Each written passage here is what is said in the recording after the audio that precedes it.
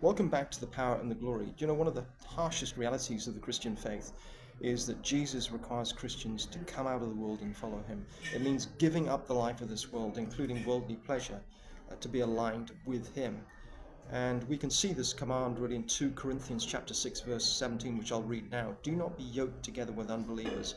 For what do righteousness and wickedness have in common? Or what fellowship can have light with darkness? What harmony is there between Christ and Belial? Or what does a believer have in common with an unbeliever? What agreement is there between the temple of God and idols? For we are the temple of the living God.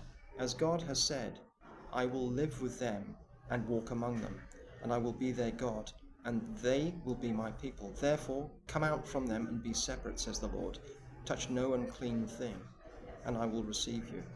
So the command is to dissociate ourselves with ungodly people, ungodly practices, including things as drugs, gambling, alcohol, and casual sexual behavior. So it's hard because we're in effect being commanded to die to our old selves and die to the world.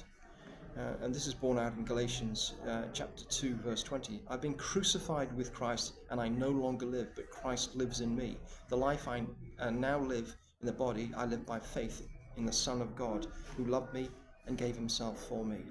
So how do we manifest self-denial and self-discipline in our lives? Well, by giving to the poor, giving some of our income to the poor and helping them, by fasting, by denying ourselves from excessive expenditure and indulgence, by helplessly helping somebody who can't pay you back. That could be a widow. When I was in Sydney, I went to help a widow. There's a friend in the family, and I thought, at first it was going to be a chore, but in point of fact, I got more pleasure out of helping her than I would have if I'd done something to please myself. Tithing to the church, that's another way of doing it.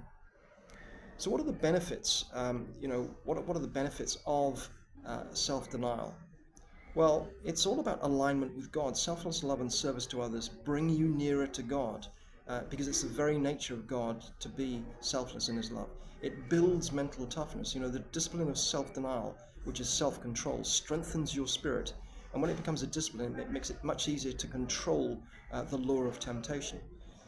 It also increases empathy and compassion, which is built by focusing on the needs of others rather than always pleasing our ego first.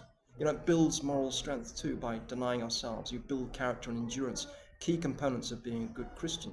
The other thing that's surprising that I found as well is that it builds the feeling of freedom because you're no longer bound by the lures of temptation, making you feel free from that control.